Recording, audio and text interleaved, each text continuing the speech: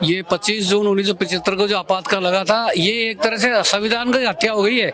आज ये संविधान का मृत्यु दिन है। और राहुल गांधी को तो हमको सीरियस लेना ही नहीं चाहिए। वो कहते हैं संविधान की हत्या कर रही है बीजेपी। संविधान की हत्या तो उन लोगों ने की है जो 38, 39, 40, 42 तरह के संशोधन कर दिए। बस इंदिरा जी अपनी कुर्सी बचाना चाहती थी। हाईकोर्ट का फैसला था, 6 साल के लिए उनको चुनाव अवैध घोषित कर दिया था। कि एक पार्टी जो तानाशाह प्रवृत्ति के साथ में देश की सत्ता पे काबिज रहना चाहती थी, जो चाहती थी कि देश महत्वपूर्ण नहीं है, वो चाहती थी सत्ता महत्वपूर्ण है, सत्ता में बने रहें, किसी भी तरह से बने रहें। पूरे इतिहास में सबसे काला धब्बा अगर किसी ने लगाया है तो कांग्रेस पार्टी ने लगाया, इंदिरा गांधी जी ने लगाया। तो कांग्रेस पार्टी ने जो पाप किया था वो पाप देश के इतिहास में दर्ज है और उसकी सजा कांग्रेस पार्टी को हमेशा भुगतनी पड़ेगी। आज यानी 25 जून 1975 के दिन आपातकाल लगा था। आज उसको 50 वर्ष हो गए हैं। इस 50 वर्ष होने की वर्षगांठ पर आज इन्होंने एमपीएस पब्लिक स्कूल में लोकतंत्र सम्मान कार्यक्रम इन्होंने रखा है। मेरे साथ कुछ मौजूद है लोकतंत्रवादी, जिनसे मैं बात करने की कोशिश करूंगा। जी क्या नाम? हाँ, मैं भोजराज सिंह राजावत लोकतंत्र सेनानी हूँ। ये 25 जून 1975 को जो आपातकाल लगा था, ये एक तरह से संविधान की हत्या हो गई है। जैसे आज कोई जन्मदिन है, मृत्यु दिन नहीं है।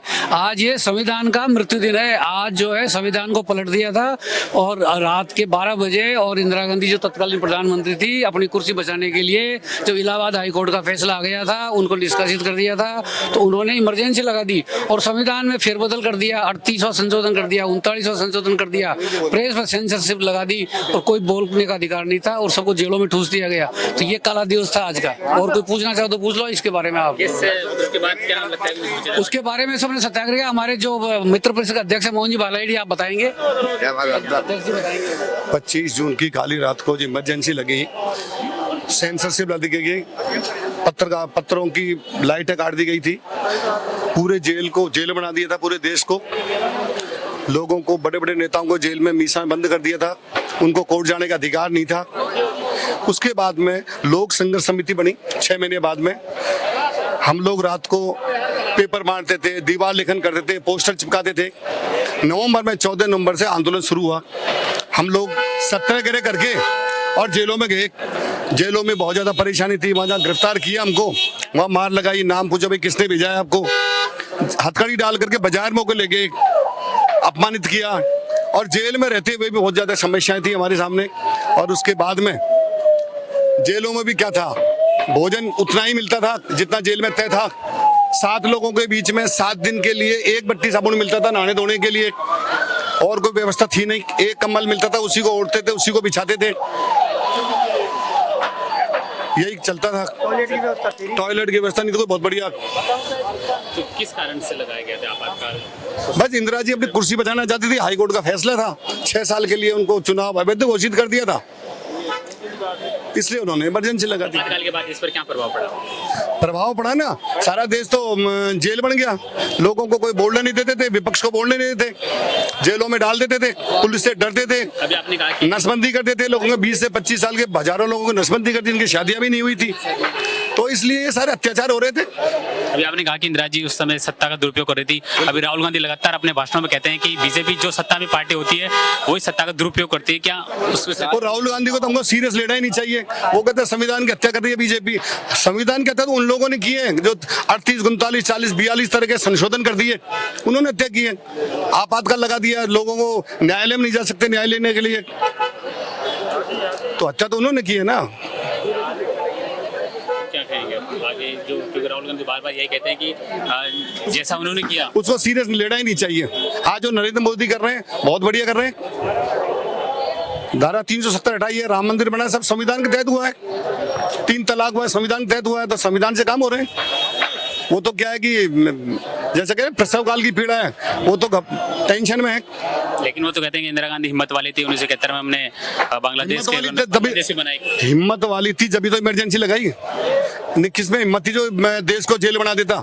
बहुत बड़ी हिम्मत थी उसमें। तो राहुल गांधी सही कहता है। देखिए मेरे साथ वो लोकतंत्रवादी थे जिन्होंने उस दौर का, उस जमाने में वो दौर था, उसके बारे में उन्होंने बताया कि वो क्या दिन थे। उस समय नेता और कार्यकर्ताओं को जेल में ठूंसा जा रहा था। और जैसा कि उन्होंने भी थोड़ी देर पहले कहा कि राहुल गांधी लगातार जो कहते आ रहे हैं कि सत्ता का दुरुपयोग कर रहे हैं, उसको लेकर उन्होंने जवाब दिया। आपातकाल क्यों लगाया गया था उस समय? आपातकाल 25 जून आज ही के दिन 1975 में जो एक परिवार और एक सत्ता के द्वारा हठ धर्मिता की गई और देश की सभी तरह की व्यवस्थाएं, न्यायपालिका हो चाहे सामाजिक व्यवस्था हो, सरकार की व्यवस्था हो, सबको अपनी हठ धर्मिता और मन मर्जी के लिए एक परिवार ने, एक सरकार ने तोड़ के रख दिया। और भारतीय इतिहास में ऐसा काला दिन कभी ना देखने को मिले और संविधान की धज्जियां कभी ना उड़े, इस हेतु आज ही के दिन हम लोगों ने काला दिन के रूप में आपातकाल का ये 2 दिवस है इसको मनाया है। और हम यही अपेक्षा करते हैं, हम सभी भारतीय जनता पार्टी कार्यकर्ता यही चाहते हैं कि आमजन में विश्वास हो, देश की सत्ता हो, समाज की सत्ता हो और देश का हर नागरिक इस भारतीय संविधान के प्रति श्रद्धा से नमन करते हुए उसका पालन करे। ऐसा दिन कभी ना आए जब एक अपनी खुद की सरकार और खुद की सीट को बचाने के लिए तत्कालीन प्रधानमंत्री इंदिरा गांधी ने जो हठ धर्मिता की थी, जिसके कारण अगर ऐसी बुक्स जो हैं जिन्होंने मेंशन किया है, मैं सभी से निवेदन करूंगा उनको पढ़ें और ऐसे काले दिन को याद करें और ऐसा दिन कभी ना आए। धन्यवाद, जय हिंद, जय भारत। आपातकाल लगाना उचित था उस समय? बिल्कुल नहीं था। आप अगर देखेंगे उस समय अपनी खुद की सीट को बचाने के लिए उन्होंने जिस तरीके से न्यायपालिका के और जो तत्कालीन उस निर्वाचन आयुक्त था उनके डिसीजन को चेंज करने के लिए मनमर्जी करी, वोटों की काउंटिंग चेंज करी और उसको बचाने के लिए उन्होंने जनता का, सरकार का ध्यान भटाने के लिए जो मनमर्जी से किया वो एकदम निंदनीय था और ऐसा कभी नहीं होना चाहिए। जो संविधान का पालन करने वाली बात ना हो उसको भारतीय जनता पार्टी का कार्यकर्ता कभी स्वीकार नहीं करता। आपातकाल लगने पर क्या देश पर क्या प्रभाव पड़ा? देश की सारी व्यवस्थाएं चरमरा गई थी। आप देखिए, जो समाज के लिए, जो व्यवस्था के लिए, न्याय के लिए जो लोग आवाज उठा रहे थे उनको जेलों में ठूस दिया गया और मीडिया पे पाबंद कर दिया गया। मीडिया एक सशक्त आवाज होती है, 5वां स्तंभ होता है, उसको खत्म कर दिया गया और सिर्फ एक खुद की सरकार बचाने के लिए, व्यवस्था बचाने के लिए उन्होंने जो मनमर्जी की वो अशोभनीय थी, दंडनीय थी। राहुल गांधी ने कुछ दिन, अभी आपने थोड़ी देर पहले ये कहा था कि इंदिरा गांधी ने सत्ता का दुरुपयोग किया, उसके बाद में ये आपातकाल की स्थिति। राहुल गांधी लगातार अपने भाषणों में कहते हैं कि जो पार्टी सत्ता में होती है वो सरकारी मशीन का दुरुपयोग करती है। क्या 1975 की तुलना आपसे कर सकते हैं? नहीं, बिल्कुल नहीं, कहीं नहीं। अभी जनता की सरकार है, जनता की बात होती है। अगर विपक्ष ये बात कहता है तो इसमें बिल्कुल कोई सच्चाई नहीं है। अगर ऐसा होता तो तीसरी बार देश के प्रधानमंत्री क्यों मोदी जी बनते? जनता समझदार है, जनता जनार्दन है, तो वो उसकी तुलना करना एकदम बिल्कुल निहायत ही गलत बात है। मैं ऐसा नहीं मानता।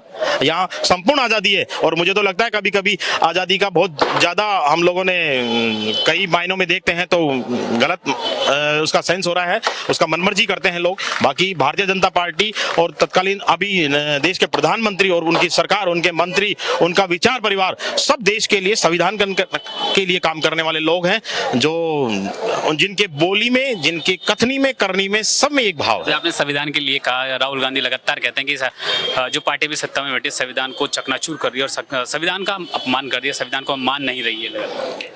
मुझे लगता है सारे मुद्दे खत्म हो गए। तो ये एक मुद्दा है जिसमें कोई सार नहीं है। मुझे तो हंसी हो रही है कि अगर इस तरह की बात करते हैं संविधान को मानने वाले लोग, जो देश का प्रधानमंत्री पहली बार अगर संसद में जाता है और उस चौखट को नमन करता है और उस संसद की किताब को, भारतीय संविधान को माथे के लगाता है, तो इससे बड़ी श्रद्धा क्या होगी। और जिनकी बोली में, भाषा में, कथनी में, करनी में, कर्म में, कृतत्व में, सब में संविधान झलकता है, तो मुझे लगता है नहीं कि बात में कोई सच्चाई है।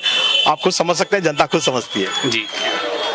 आज जो आपातकाल दिवस ये मनाने का उद्देश्य था, ये आने वाली पीढ़ियों को हमारा बताने का एक लक्ष्य है कि किस तरह से हम उस संविधान को समझ सकते हैं, उस संविधान का महत्व समझ सकते हैं, उस संविधान का हमारे जीवन में क्या प्रभाव है।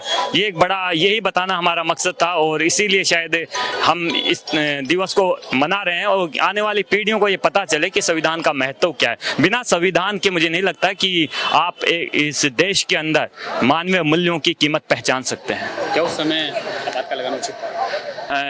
जिस तरह से इंदिरा गांधी ने, आप जी ने जो आपातकाल लगाया, हम निश्चित रूप से समझ सकते हैं कि जब उनका चुनाव निरस्त कर दिया गया इलाहाबाद हाई कोर्ट के द्वारा, तो ये आम जन को भी निश्चित रूप से पता है कि जब आप निरस्त हो चुके हैं, आप प्रधानमंत्री में MP नहीं रहे, प्रधानमंत्री नहीं रहे और फिर आप आपातकाल लगा के जिस तरह से आपने एक परिवारवाद को जन्म दिया और मानवीय मूल्यों को कुचलने का प्रयास किया, तो ये बड़ा ही मतलब दुखद था इस एक मानवीय समाज में। और भारत जैसे एक संविधान को इस तरह से कुचलने की रणनीति जो थी वो एक बहुत गलत हमें एक बयान करती है उस समय की।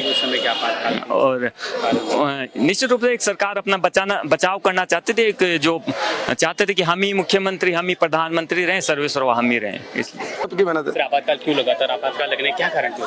देखिए, आपातकाल लगने का एक कारण था कि एक पार्टी जो तानाशाह प्रवृत्ति के साथ में देश की सत्ता पे काबिज रहना चाहती थी, जो चाहती थी कि देश महत्वपूर्ण नहीं है, वो चाहती थी सत्ता महत्वपूर्ण है, सत्ता में बने रहें, किसी भी तरह से बने रहें।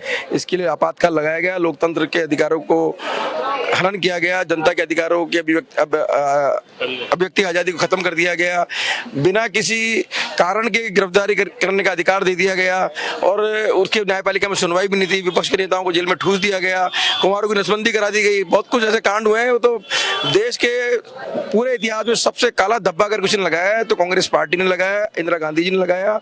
21 महीने तक आपातकाल रहा देश में। देश के हर नागरिक ने उसकी आपदा का दंश सहा है। आज जो लोग 70, 75, 80 साल के उस जमाने में 18 साल का था, कोई 20 साल का था, कोई 22 साल का था, किसी शादी हुई थी, कोई कॉलेज में पढ़ रहा था, बिना किसी अपराध के आपने लोगों को बंद कर दिया और उनकी कोई सुनवाई नहीं। तो कुल मिला के सिर्फ सत्ता में बने रहने के लिए संविधान को कुचला गया, देश के लोकतंत्र की आत्मा को घोटा गया, नागरिक अधिकारों को हनन किया। क्या आपातकाल लगाना उचित था उस समय? अरे भैया, ये काला दिवस क्यों मना रहे हैं? ये कोई प्रश्न है क्या? इससे ज्यादा घोर अन्याय, पाप बड़ा नहीं हो सकता किसी लोकतांत्रिक देश में कि आप सारे लोकतंत्र के स्तंभों को ध्वस्त कर दो। आप न्यायपालिका, कार्यपालिका, विधायिका, मीडिया सबको ध्वस्त कर दो। आज आप मुझे सवाल पूछ रहे हैं ना, उस जमाने में सवाल पूछ लेते तो अंदर जेल में होते हैं। राहुल गांधी लगातार अपने भाषणों में कह रहे हैं कि जो पार्टी सरकार सत्ता में होती है वो सरकारी मशीनरी का उपयोग करती है, कि उस समय सरकारी मशीनरी का उपयोग हुआ था। देखिए, उपयोग होना अलग बात होता है, दुरुपयोग होना अलग बात होता है। उपयोग तो देश के अंदर कानून व्यवस्था बनाए रखने के लिए, लोगों को सरकारी योजना को लाभ देने के लिए सरकारी मशीनरी होती क्यों है? लेकिन सरकार की मशीनरी का ये काम नहीं है कि लोकतंत्र को कुचल के, देश के नागरिक अधिकारों को कुचल के और किसी पार्टी को सत्ता बनाए रखे। तो कांग्रेस पार्टी ने जो पाप किया था वो पाप देश के इतिहास में दर्ज है और उसकी सजा कांग्रेस पार्टी को हमेशा भुगतनी पड़ेगी। राहुल गांधी लगातार एक आज का संविधान की डायरी लेके घूम रहे हैं और ये कह रहे हैं कि बीजेपी संविधान का अपमान करती है। देखिए, राहुल गांधी जी कह रहे हैं संविधान का अपमान करती है। मैं कह रहा हूँ संविधान को खतरा उन्हीं लोगों से था, उन्हीं लोगों को संविधान को बचाना है। यही राहुल गांधी है कि देश के प्रधानमंत्री मनमोहन सिंह थे, बिल को फाड़ दिया था। किसकी ताकत है प्रधानमंत्री के बनाए हुए बिल लोकसभा में या राज्यसभा के लिए बनाए बिल को फाड़ दे? तो तानाशाह लोग हैं, ये एक परिवार को जिंदा रखना चाहते हैं, एक परिवार की तानाशाही चलाना चाहते हैं। इनके देश के नागरिकों का कोई अधिकार नहीं है, सिर्फ ये सत्ता में बने रहे। इसलिए इनकी बातों का कोई मूल्य नहीं है, देश की जनता जानती है। आपातकाल इसलिए लगाया गया क्योंकि उस टाइम जो इंदिरा गांधी जी देश की जो प्रधानमंत्री थी, उन्होंने कुछ ऐसे कार्य थे जो कि नहीं करने चाहिए थे, देश के हित में जो नहीं हो रहे थे, लेकिन उन्होंने अपना सर्वस्व वर्चस्व दिखाने के लिए आपातकाल लगाया ताकि दूसरे लोग जो युवा थे और जो लोग थे वो उनका विद्रोह ना कर पाए। जिन्होंने विद्रोह किया उनको उन्होंने दबाया। आपातकाल उसका सबसे अच्छा तरीका था, विद्रोहियों को दबाने के लिए आपातकाल लगाया गया। मेन रीजन यही था, क्योंकि अगर वो ऐसा नहीं करती तो उनके अगेंस्ट में बहुत सारे खड़े हो जाते, शायद उनकी सत्ता तभी खत्म हो जाती।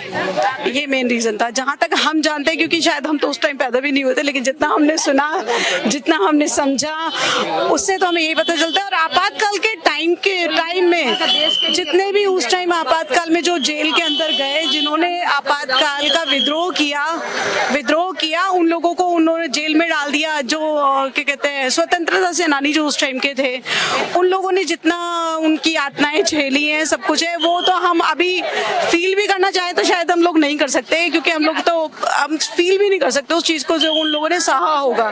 तो मुझे लगता है आज जो बीजेपी आई है, भारतीय जनता पार्टी जो अब आई है, मुझे लगता है अब इन लोगों को चुन चुन के उन लोगों से बदला लेना चाहिए। जो उनकी जो पीढ़ी अब चल रही है उसको अब साइड में कर देना चाहिए, दोबारा ये देश को ना झेलना पड़े। राहुल गांधी जी लगातार कहते हैं कि बीजेपी संविधान का, राहुल गांधी जी से तो अभी संसद में भी एक जो नेता है, उनका मैं नाम नहीं जानती, लेकिन उन्होंने भी पूछा था कि लाल डायरी तो आप संविधान लेके घूमते हो, उसके पेज तो बता दो कितने हैं। उनको उसकी काउंटिंग भी नहीं पता कि उस संविधान की किताब के अंदर पेज कितने हैं, वो सिर्फ लेके घूम रहे हैं, तो उससे क्या फर्क पड़ता है? अब ये तो हम इस बारे में तो हम लोग कुछ नहीं कह सकते कि उस टाइम क्या उचित था और क्या नहीं था, लेकिन हाँ, अगर उचित होता तो शायद उसका इतना विद्रोह नहीं होता।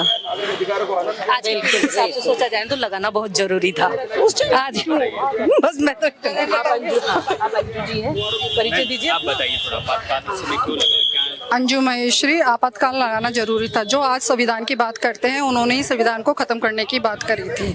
75 में उन्होंने जो नसबंदी प्रोग्राम किया था उसमें भी कई लोग अनमेरिड थे। अनमेरिड को भी यही नहीं पूछा गया आप मैरिड हो या अनमेरिड, उनको पकड़ के उनकी नसबंदी कर दी गई, उनकी ज़िंदगी ख़राब हो गई। और नसबंदी ये मेडिकल का एक प्रोग्राम जो भी होता है उसमें स्टरलाइजेशन का बहुत ज़्यादा ध्यान रखा जाता है, उसमें कोई भी स्टरलाइजेशन का ध्यान नहीं था। स्टरलाइजेशन के ध्यान रखने के बाद उसका नामो निशान नहीं था। और जिनकी करी गई है वो कई जने इतने पीड़ित रहे हैं इन्फेक्शन से। और आप जानते हो कि अगर इन्फेक्शन हो जाए नसबंदी में तो आदमियों की क्या हालत होती है। और जो हम आवाज़ उठाना चाहते थे जो लोग, उनकी आवाज़ें बंद कर दी गई है और उनको जेल में पटक दिया गया। कई दिनों तक उनको भूखे प्यासे रखा गया है। 71 का मेरा डेट ऑफ बर्थ है। 75 में जो हुआ वो मेरे फादर भी थे, मेरे फादर की भी नसबंदी करी गई है मगर उनको पूछा नहीं गया क्योंकि वो रेलवे में थे। अगर हमें कुछ करना है कराना है तो हम रेलवे हॉस्पिटल जाएंगे, ना कि हाँ सड़कों में से पकड़कर आप हमारे लिए लेके जाओ, उनको नसबंदी करो। ये हमारे लिए बहुत दुखद घटना थी और मेरे फादर बहुत दिन तक इस तरह से डिप्रेशन में रहे। उसमें आपातकाल लगाना उचित था? बिल्कुल नहीं, क्योंकि आपातकाल लगाया जो उनको है आवाज़ बंद करने के लिए, जनता की आवाज़ को सुना ही नहीं जाता था तो उन्होंने लगाया ही अपने बचाव के लिए आपातकाल। ओके, कुछ नहीं, आक्रोश था, जनता आक्रोश में थे। अगर किसी के बेटे की नसबंदी आप अनमेरिड कर दो तो उसकी माँ का या उसका जीवन का क्या हाल होगा आप सोच सकते हैं ना। आज नसबंदी जरूरी है जिस तरह से मैं ये नहीं कह सकती क्यों, मगर सब लोग समझदार हैं। एक ही घर में 10-10, 12-12, 15-15 बच्चे कर रहे हैं जनसंख्या बढ़ाने के लिए और हमारे हिंदुओं की संख्या 1 या 2 पर आ रही है। तो जिनके हैं आज तारीख में उनका करा जाए। तो ये थे मेरे साथ वो लोग जिन्होंने लोकतंत्र सेनानियों और 1975 में लगे आपातकाल के बारे में अपने वक्तव्य रखे। कैमरामैन सरदार के साथ में राकेश लबानिया, गोल्डन हिंद, जयपुर।